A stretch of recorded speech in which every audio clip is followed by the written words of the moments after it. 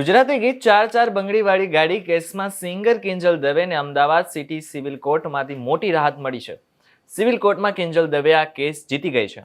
કિંજલ દવેને ચાર ચાર બંગડીવાળી ગાડી ગીત ગાતા રોકવા માટે રેડ રિબોન એન્ટરટેનમેન્ટ પ્રાઇવેટ લિમિટેડ નામની કંપનીએ અમદાવાદ સિટી સિવિલ કોર્ટમાંની કોમર્શિયલ કોર્ટમાં કોપીરાઇટનો કેસ ફાઇલ કર્યો હતો, જે કેસ કિંજલ દવે સિવિલ કોર્ટમાં જીતી લીધો છે.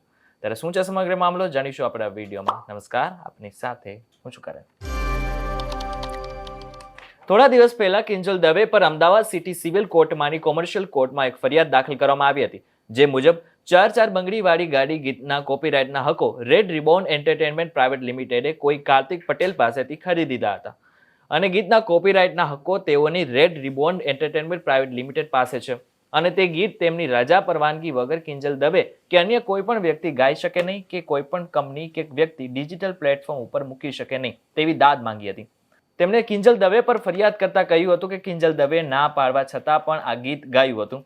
આથી તેમણે કિંજલ દવે પર ફરિયાદ કરી હતી, પરંતુ તે હકો અમદાવાદ સિટી સિવિલના કોમર્શિયલ કોર્ટ સમક્ષ કેસમાં રેડ રિબોન એન્ટરટેનમેન્ટ પ્રાઇવેટ લિમિટેડ પોતાના જણાવેલ ગીતના કોપીરાઇટના હકો સાબિત કરી શક્યા નહીં, જેથી કોર્ટે તેમના દ્વારા કિંજલ દવે સામે કરેલ કોપીરાઇટનો કેસ ખર્ચ સાથે રદ બાતલ કરી કાઢી નાખ્યો હતો. ત્યારે હવે આ કેસ મામલે રેડ રિબોન એન્ટરટેનમેન્ટ પ્રાઇવેટ લિમિટેડ હજુ પણ અપીલ કેસ સાથે હાઈકોર્ટના દરવાજા ખટખટાવી શકે છે.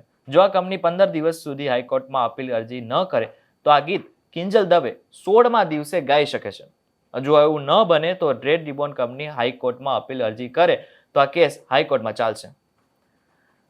ત્યારે આ બાબતે તમારું શું કહેવું છે અમને કોમેન્ટ કરીને ચોક્કસથી કહેજો. વિડીયો થકી તમને કોઈ માહિતી મળી હોય તો વિડીયોને લાઈક અને શેર જરૂરથી કરજો તથા આવા જ અન્ય સમાચારો માટે અમારી ચેનલ નિર્ભય ન્યૂઝને સબસ્ક્રાઇબ કરવાનું ભૂલશો નહીં. આભાર.